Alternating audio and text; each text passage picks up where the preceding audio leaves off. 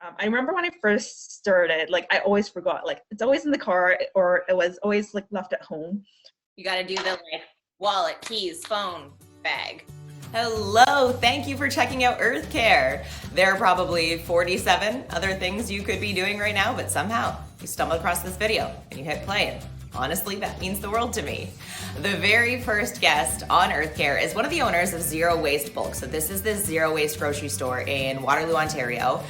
Ellin and Cassandra, they're the owners. Together they have created this incredibly welcoming and inclusive space. They're allowing us to shop for the better, teaching us to think more sustainably, and giving us this opportunity to just put the environment first.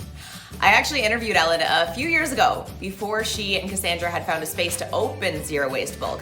Now, at the time, low waste, zero waste, still fairly new concepts to me, but it was that conversation that completely changed the way I think about consumption. Ellin made cutting back on waste seem so fun and so attainable. And since then, she has created this beautiful community online of people who are just so excited to hear about new zero waste opportunities, which is why I'm so excited for you to meet Ellin and check out her beginner's guide to cutting back on waste. How does going to a zero waste store operate? What does it look like? Like, can you paint a picture? I would say like the main idea is to reduce packaging waste, so you're encouraged to bring your own containers. We inspect them for cleanliness. We weigh the container so that at checkout you only pay for the contents of the container.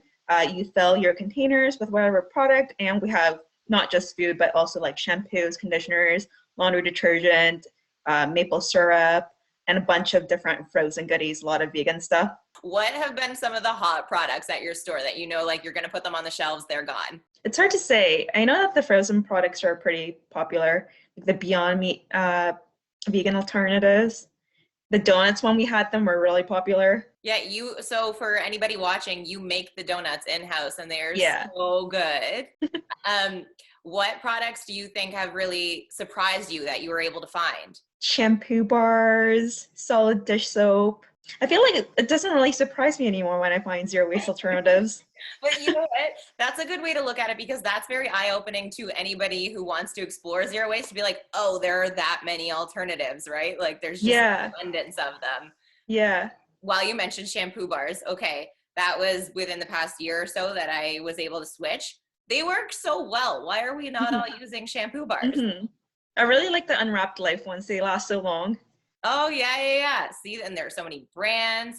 Now, I mean, you have a store that is such a tool for someone trying to explore zero waste, but for anyone not in Waterloo or Waterloo region, we can't go in there and check it out, which is why you brought a little bit of a beginner's guide for anyone watching, and maybe you want to dabble with cutting back on waste. What, you brought some props? Yeah. Okay, what did you bring? Okay, I think the very first one that everyone should master is the reusable bag. So this one just kind of is stuffed into a pocket and then you can pull it out. But I think one of the very first kind of like zero waste habits that you can develop is cutting the use of single-use plastic bags that you would use at the grocery store and learning to use your own bags. So first getting to the habit of bringing your own bags to stores.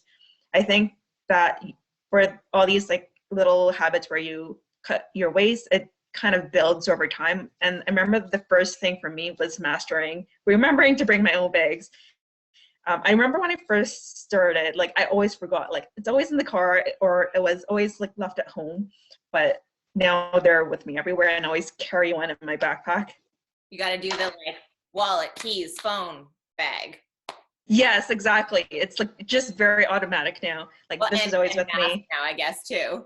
Wallet, yeah. Keys, mask, bag, phone. Got to be some kind of acronym in there. Another thing that's always with me is my cutlery kit. So I'll just open this up.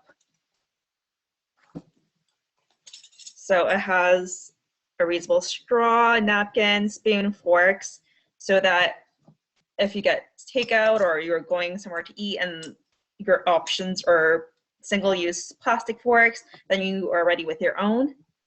Love that. It's like a little kitchen to go.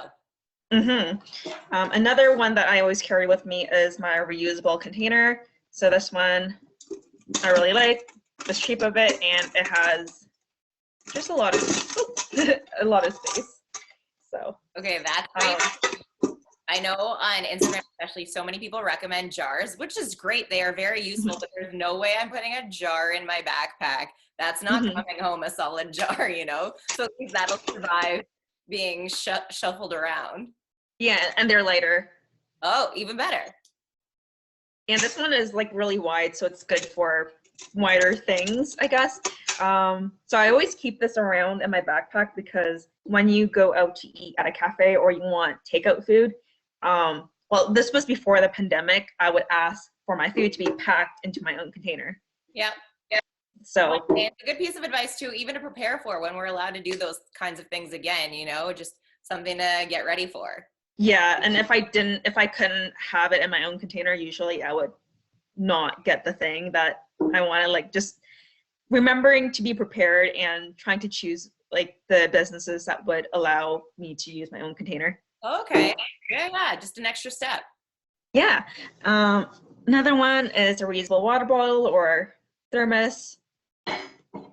And I think one of the biggest ways I have really cut my waste is bringing my own containers and filling foods up from bulk, because I feel like one of the biggest sources of waste is packaging. So food packaging is a big part of, like, if everyone does their weekly groceries and you have like almost everything prepackaged into some kind of disposable packaging, if you got everything in a reusable container, just like reusing old jars, reusing an old pasta sauce jar or yogurt tub, it cuts down so much packaging waste. So I feel like that's one of the biggest ways to reduce your waste. So if you do have access to a bulk store that allows you to bring your own container, I would really try to do that, because that really cuts down on packaging waste that you produce every week. And as a customer of Zero Waste Bulk, I will selfishly say there is a lot of satisfaction in coming home and looking at your neat little jars and being like, okay, I did something good. This looks very organized. And it's just, you know, there is, in a time where we're all looking for a little bit of a win right now, there's a little bit of a win in that. And yeah, it's something you made an environmentally friendly choice. Yeah, I find that that's kind of like a bonus of having everything in jars. It's very aesthetically pleasing, not having labels. Pleasing. Oh my gosh, yeah. It just looks like Pinteresty. Exactly. Yeah. The last thing I have here is a reusable safety razor. This one's a cute little pink one that I like. So that cuts down on all the disposable plastic razors, and basically you only need one, like, in your lifetime, I feel like.